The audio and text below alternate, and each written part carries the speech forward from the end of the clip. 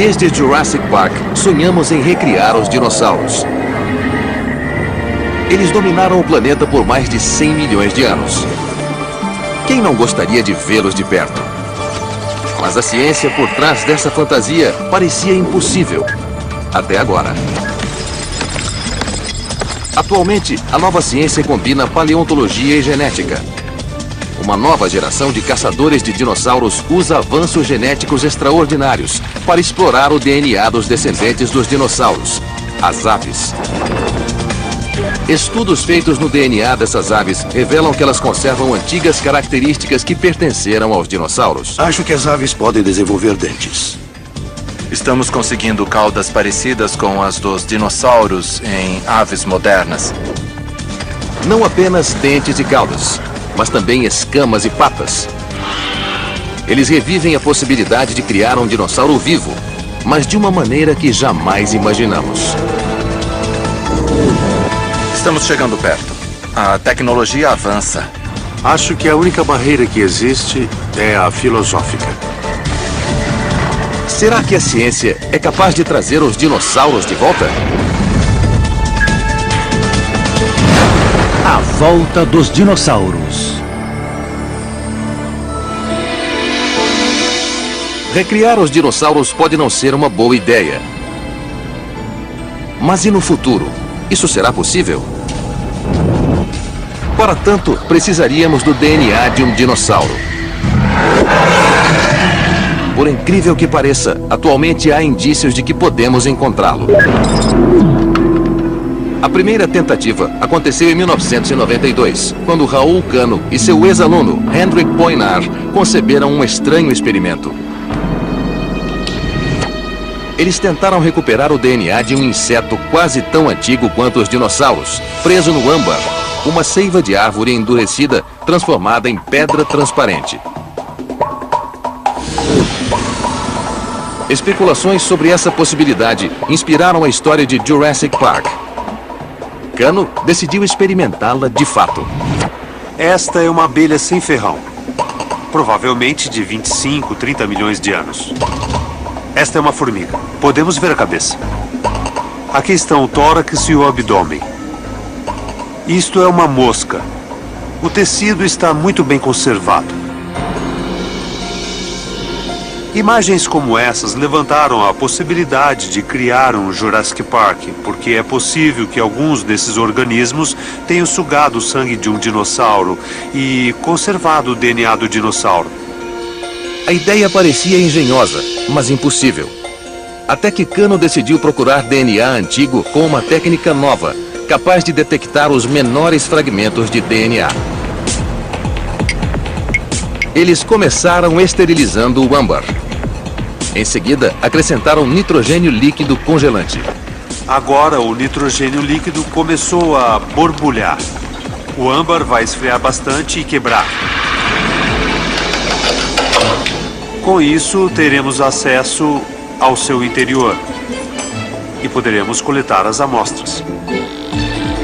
Em seguida, Cano triturou o tecido e adicionou produtos químicos que formaram milhões de cópias de minúsculos fragmentos de DNA, para então poder detectá-los em um gel. Surpreendentemente, depois de muitas tentativas, eles conseguiram detectar uma pequena sequência do DNA de uma abelha de 40 milhões de anos. Pouco tempo depois, os cientistas do Museu Americano de História Natural recuperaram o DNA de um cupim da antiguidade. De repente, o impossível parece possível. Ainda que as chances sejam ínfimas e os fragmentos muito pequenos, parece que de fato somos capazes de encontrar o DNA de dinossauros. Na época foi muito bom porque tivemos a grande satisfação de saber que havíamos conseguido uma coisa inédita. Ficamos empolgados por muito tempo. Mas depois os ânimos esfriaram. Nos anos que se seguiram, todas as tentativas de reproduzir os experimentos falharam. E a extrema sensibilidade do teste de DNA levantou a suspeita de que os pequenos fragmentos recuperados teriam sido contaminados. é preciso ser extremamente cuidadoso para não introduzir DNA na amostra, seja do ar, da boca, do cabelo, da roupa. Estamos sempre correndo o risco de amplificar o material errado. Os cientistas abandonaram a busca por DNA conservado em âmbar. Mas de lá para cá, pesquisadores recuperaram filamentos mais longos de DNA de um mamute de 40 mil anos e dos ossos do homem de Neandertal, de 45 mil anos. Então, por que não dos dinossauros? O problema é que o DNA é frágil. Durante a fossilização, bactérias, água, mudanças de temperatura e raios cósmicos provocam a decomposição. Atualmente, muitos cientistas duvidam que o DNA possa sobreviver mais do que alguns milhões de anos. Aparentemente, recriar dinossauros jamais será possível. Mas a esperança de encontrar o DNA de dinossauros ressurge inesperadamente. Desta vez, ele pode vir direto de um dinossauro. O famoso paleontólogo Jack Horner foi consultor do filme Jurassic Park. Ele descobriu a primeira evidência de que os dinossauros cuidavam dos filhotes. E foi pioneiro em técnicas modernas e inovadoras, como o uso do laser em mapeamento. Em seguida, ele foi responsável por outra inovação. Em 2003, nas terras desertas de Montana, a equipe de Horner descobriu um esqueleto de Tiranossauro Rex, muito bem conservado. Mas o local era tão distante que só podia ser alcançado por helicóptero. E o osso era tão pesado que precisou ser quebrado em dois. Normalmente, ninguém quebra os ossos que encontra, nem a nossa equipe. Foi a primeira vez que fizemos isso, porque era o único jeito de tirá-lo de lá.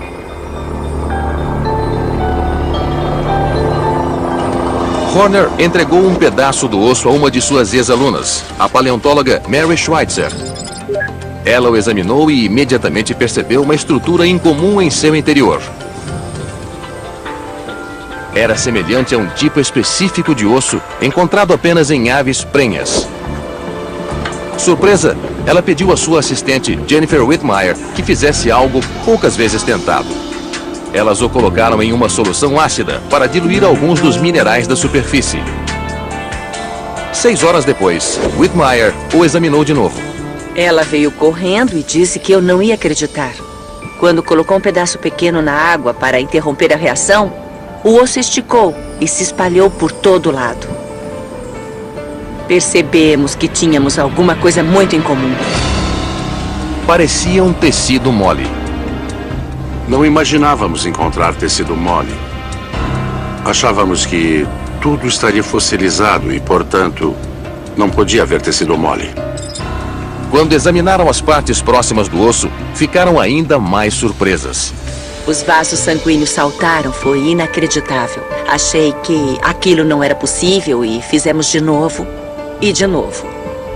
Enfim, foi um daqueles acontecimentos científicos surpreendentes, uma coisa que não acontece com frequência. Não deveria haver vasos sanguíneos em ossos fossilizados. Muitos cientistas acreditam que moléculas orgânicas não duram mais do que 100 mil anos. Mas o osso de Schweitzer tem 68 milhões de anos.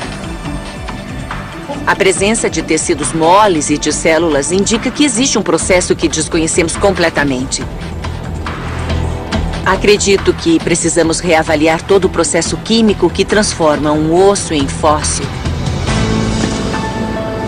Então, Schweitzer e Horner começaram a busca por mais tecidos moles. Seria possível que os ossos expostos nos museus do mundo todo contivessem tecido de dinossauro com proteína e talvez até DNA? Pronto, peguei. Na Universidade do Estado de Montana, eles buscaram outro osso em potencial para sacrificar. Vamos colocá-lo aqui. Não gosto de fazer isso. Levou muito tempo para ficar assim. Dá para ver todas as marcas que ele tem. E agora vamos quebrá-lo. Não importa que esteja bem conservado, nem que seja bonito. Nós vamos examiná-lo. Este é o ponto. Esse ponto está bom. As ferramentas escolhidas são o martelo e o cinzel. Com muito cuidado. Um pouco mais pra cá. Vamos separar agora. Vamos. Está pronta? Uhum. Muito bem, vamos lá. Pronto. Olha só. Que interessante. Depois do processo, eles também pareciam conter tecidos moles. Mas ela ainda precisava de provas. Para isso, usou um poderoso microscópio eletrônico.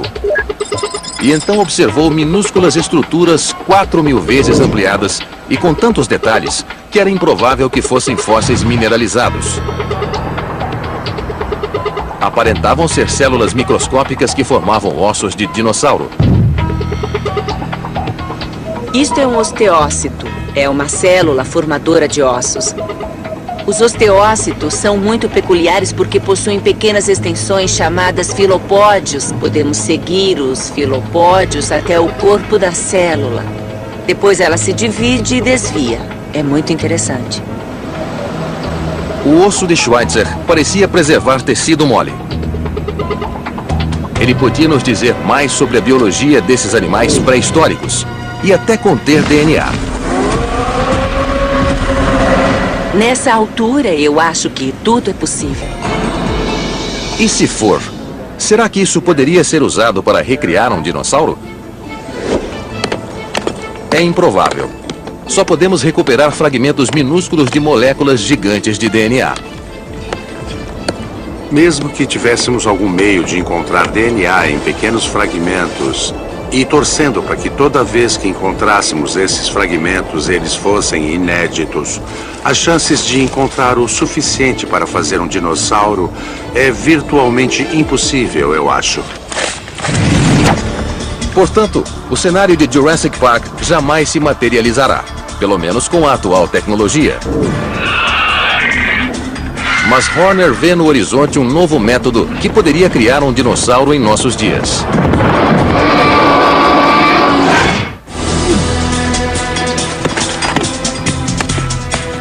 Jack Horner percebeu que jamais encontraremos DNA suficiente para fazer um dinossauro. Mas agora, ele acompanha novos e poderosos recursos. Avanços revolucionários na genética que criam uma nova possibilidade de fazer um dinossauro em carne e osso. Se quisermos ver um dinossauro em nossos dias, existe a possibilidade de pegar uma ave e trabalhar em sentido inverso. Basicamente, retroprojetando uma ave, usando o seu DNA ancestral e apertando os botões certos. Teoricamente, poderíamos transformar uma ave em dinossauro. Na década de 1990, os cientistas começaram a descobrir dinossauros na China, enterrados sob cinzas vulcânicas que conservaram detalhes incomuns, tais como garras retráteis, dentes e penas, exatamente como as aves. Mas era só o começo. O que caracteriza uma ave? Instantaneamente as pessoas dizem penas, mas alguns dinossauros também tinham penas. Portanto, não são sinais exclusivos das aves. Ossos ocos, mas os terópodes tinham ossos ocos. Ovos alongados. Os ovos dos dinossauros são alongados. Isto é, a lista de semelhanças é interminável. Na prática, as características que achamos serem exclusivas das aves vieram dos dinossauros. A maior parte dos paleontólogos agora acredita que as antigas aves descendiam dos raptores, uma categoria de terópode que inclui o velociraptor. Ei, vem cá. Vem cá. Mas para Horner e alguns de seus colegas, há uma maneira infalível de provar que as aves evoluíram dos dinossauros. Demonstrando que os cientistas podem retroceder o relógio evolutivo e retroprojetar um dinossauro a partir de uma ave. Parece absurdo, mas quando percebemos as muitas características que eles têm em comum, parece muito fácil.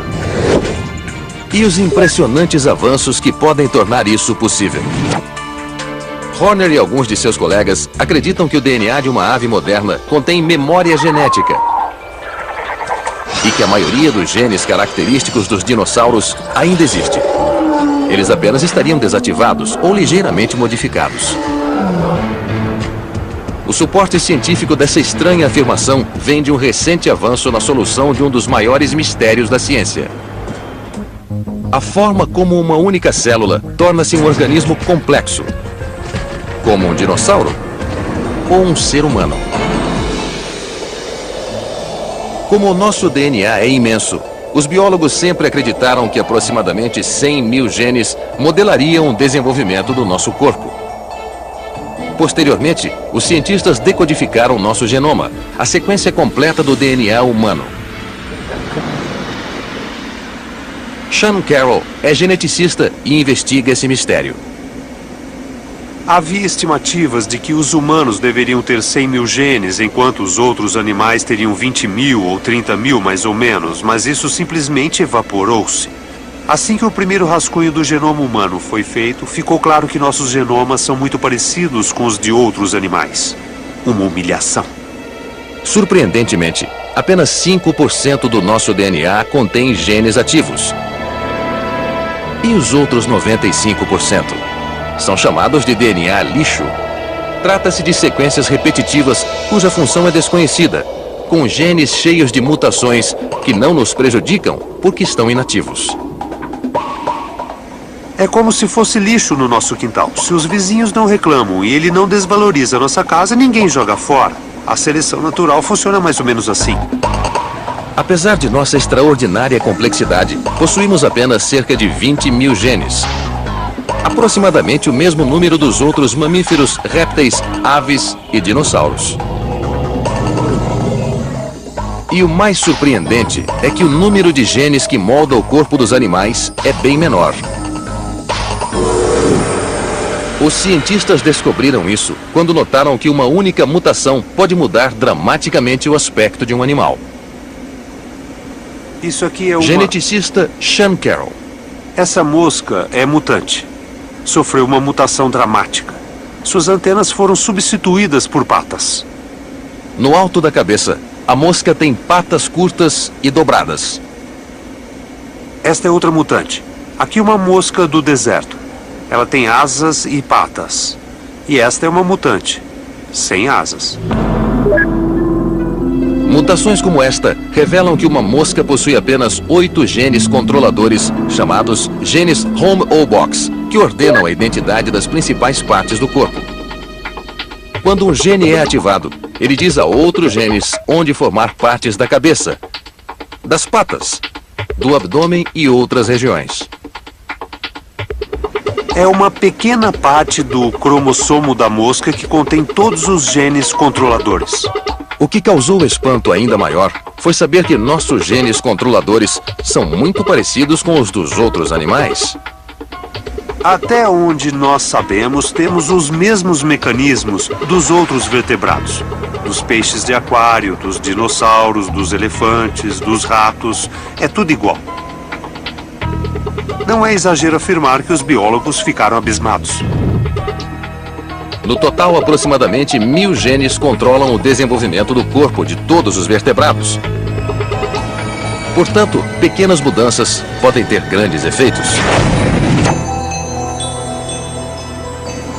Em 1994, Carroll fez uma nova descoberta mostrando que espécies intimamente relacionadas, como dinossauros e aves, possuem ainda mais genes em comum. Ele descobriu que a borboleta reutiliza um antigo gene controlador de uma nova maneira. Na lagarta, o gene diz ao corpo onde formar antena e patas. Mas quando a lagarta se transforma em borboleta, o mesmo gene diz onde as asas vão ter manchas. Observem as manchas verdes. Aí está. Cada mancha verde vira o ponto central, a área branca de cada uma dessas manchas. É dessa maneira que acontece boa parte da evolução, com genes muito antigos usando novos truques. Carroll acredita que solucionamos um dos maiores mistérios da evolução. a origem de novas características. Novas espécies frequentemente surgem não com o desenvolvimento de novos genes, mas usando genes antigos de novas maneiras, mudando a época e o local onde os genes são ativados ou desativados. Essa descoberta mostra que o DNA de uma ave é bem mais parecido com o DNA de seus ancestrais dinossauros do que podíamos imaginar. O inventário dos genes de uma ave é muito parecido com o inventário dos genes de um dinossauro. Apenas a coreografia do uso desses genes durante o desenvolvimento é diferente. Há uma enorme continuidade genética que conecta aves a dinossauros, mas há pequenas diferenças nas decisões tomadas durante o desenvolvimento que fazem a diferença entre uma galinha e um tiranossauro. Para Jack Horner, essas descobertas trazem uma revelação impressionante. O genoma da ave é basicamente o genoma do dinossauro. Então só precisamos fazer uns ajustes para chegar ao dinossauro. De repente, o desafio de recriar dinossauros ficou bem mais fácil.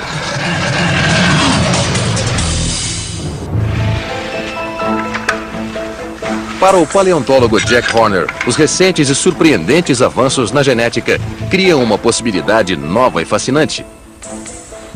As aves carregam a memória genética de seus ancestrais. Então podemos retroprojetar essencialmente os traços do dinossauro com uma ave. A crença de Horner baseia-se em experimentos que já estão descobrindo essas características dos dinossauros. Seu colega Hans Larsson, da Universidade McGill, está conduzindo um desses experimentos. Larsson está pesquisando as mudanças genéticas que há mais de 150 milhões de anos transformaram as longas caudas dos dinossauros nas caudas curtas das aves. Este é um albertossauro, parente do tiranossauro. Ele tinha uma cauda que começava aqui no quadril e se estendia por 35 vértebras.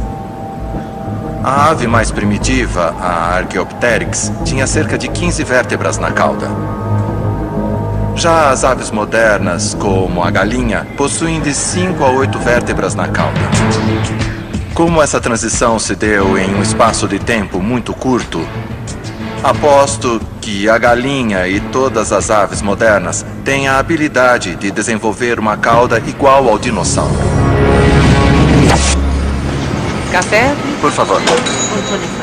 Larsson é de uma nova geração de paleontólogos, na vanguarda de um novo campo. Ele ajudou a descobrir 7 novas espécies, inclusive um carnívoro gigante no Ártico.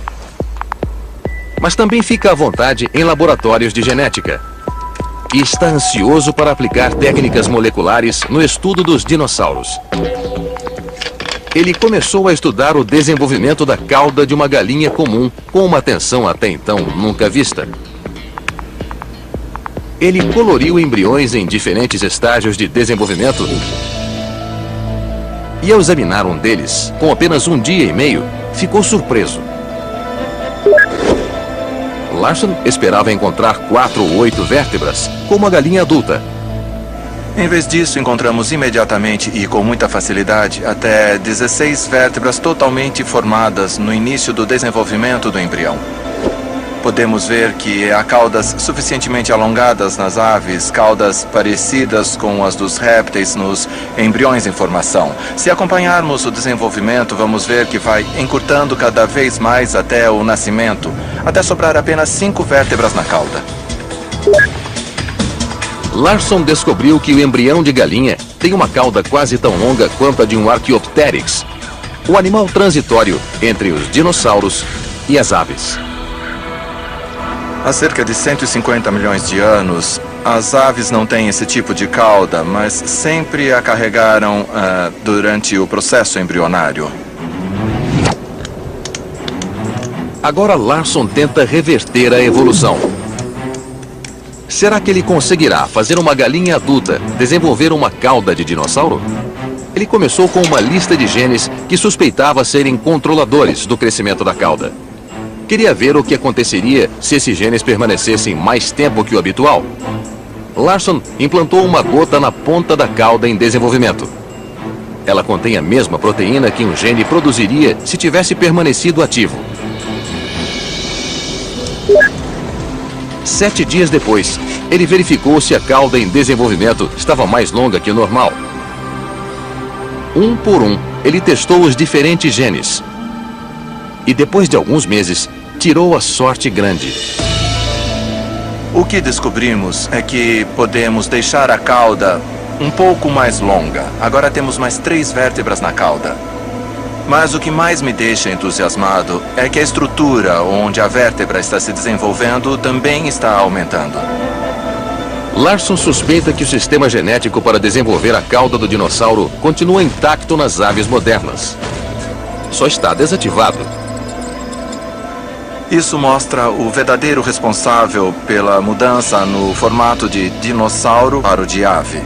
Agora podemos ir ao âmago da questão, a genética e aos pares básicos do genoma, para saber o que mudou entre os dois animais.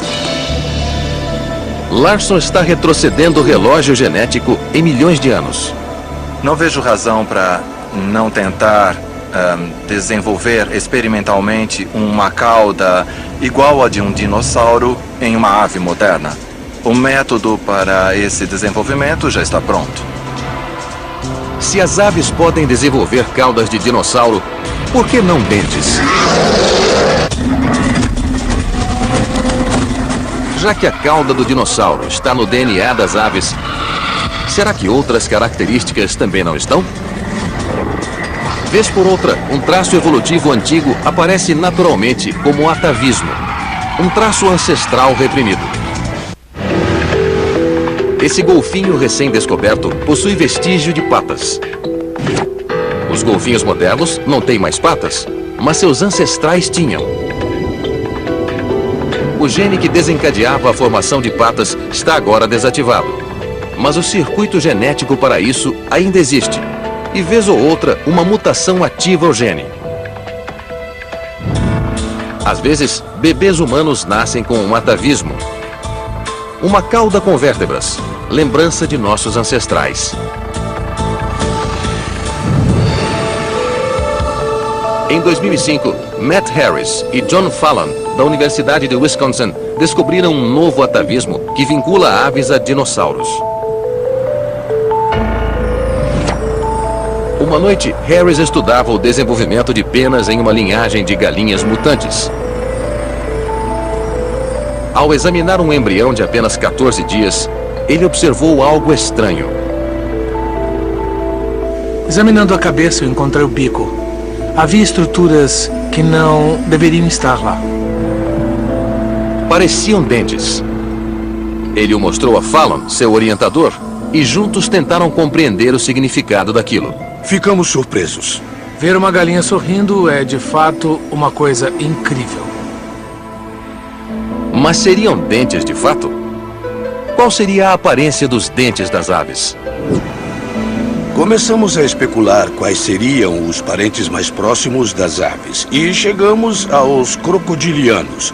E nós poderíamos estudar os jacarés. Eles extraíram o bico de um embrião para examinar as estruturas mais de perto e viram claramente que elas possuíam o formato de espada, como os dentes dos jacarés. Dividiram a estrutura e a compararam com um pedaço de dente de jacaré no mesmo estágio de desenvolvimento. O que vemos aqui é que no embrião do jacaré há pequenas saliências, que são os dentes embrionários em formação. No mutante, vemos características semelhantes na mesma região. O mesmo programa está sendo ativado. Este mutante está desenvolvendo dentes. E aqui temos uma depressão, está vendo? Essa galinha está começando a desenvolver dentes similares aos do jacaré, Tiranossauro Rex e Archaeopteryx.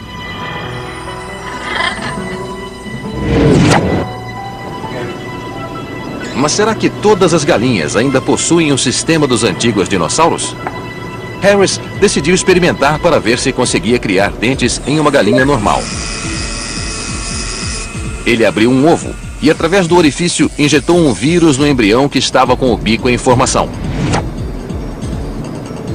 O vírus iria se infiltrar no DNA da galinha, carregando consigo um gene que dá início ao desenvolvimento de dentes em outros animais. Harris suspeitava que esse gene estivesse presente, mas desativado na região do embrião que forma o bico. Mas esse experimento tinha poucas chances de dar certo. Fazer um dente é uma coisa muito complexa. E a ideia de ativar um gene que tornaria isso possível num animal que não desenvolve dentes há mais de 70 milhões de anos é muito mais complexo. Não é brincadeira, é tempo demais. 2 semanas depois, ele examinou o embrião e descobriu uma conexão com o antepassado da ave. E foi isso que descobrimos. É muito interessante. Esta é a boca de uma das galinhas do nosso experimento. E dá para ver claramente que ela desenvolveu um par de estruturas na mandíbula inferior que parecem dentes. Então uma galinha normal pode mesmo desenvolver dentes. Nós dois ficamos surpresos. Foi uma coisa totalmente inesperada. Parece óbvio que as aves ainda guardam a memória evolutiva dos estágios iniciais dos dentes. Um gene regulador que diz ao bico para fazer dentes não está mais ativado. E eles possuem a mesma forma curvada dos dentes dos dinossauros.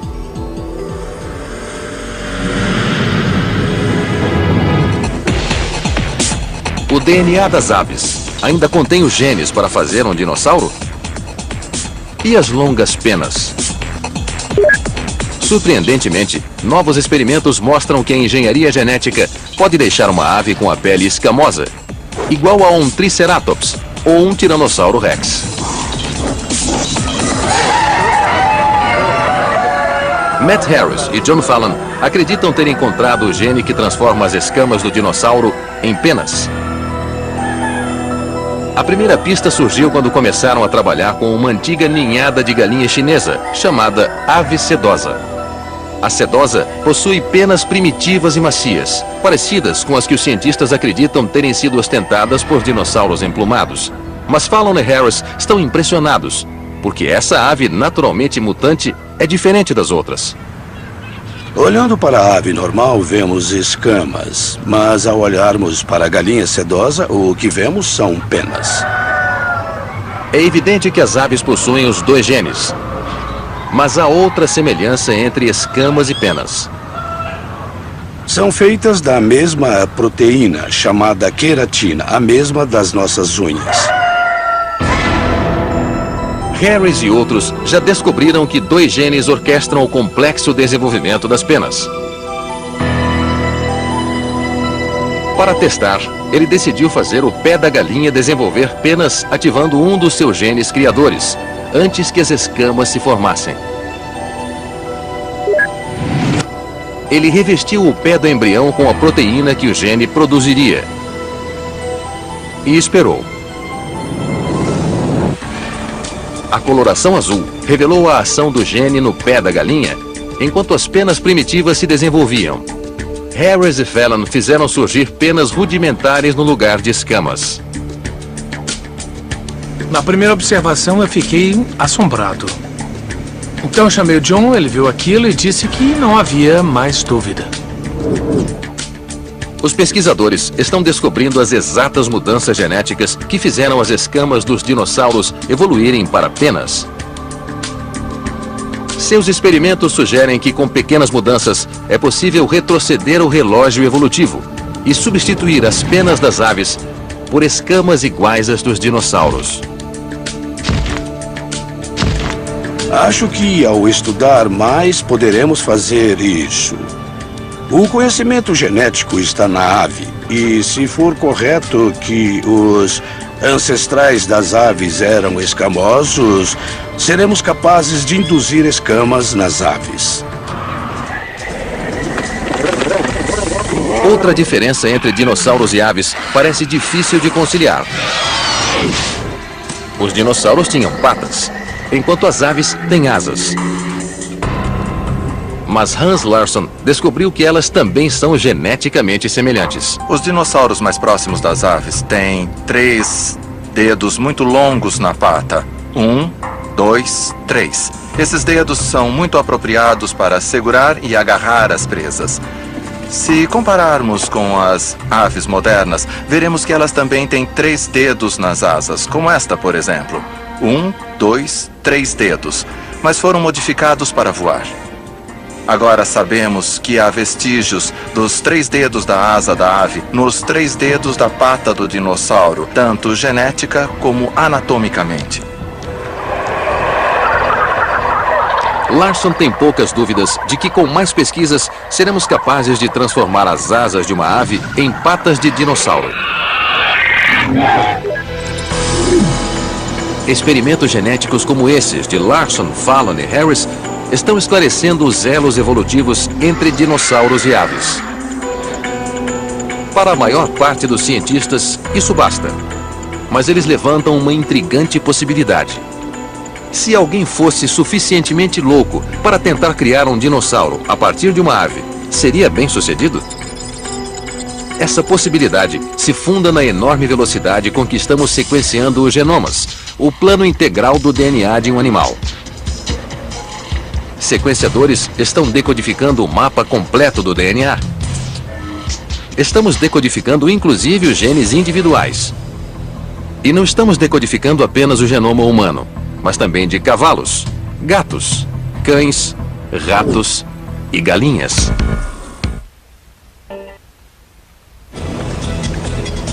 Se pudéssemos criar os genes de um dinossauro, poderíamos fazer o que foi feito em Jurassic Park? Parece fácil. Começamos com o DNA de uma avestruz. Torcemos levemente os genes para criar novas características. Implantamos o DNA em um ovo de avestruz e pronto, temos um animal. Mas, como sabemos, não é tão simples. Primeiro precisaríamos fabricar o DNA do dinossauro. Por sorte, já temos máquinas que fazem isso. Esses sintetizadores enfileiram as unidades primárias de DNA, chamadas de pares básicos. Atualmente, as máquinas só conseguem fazer filamentos com 600 mil pares, enquanto o DNA de uma ave contém 1 bilhão e 800 mil pares básicos.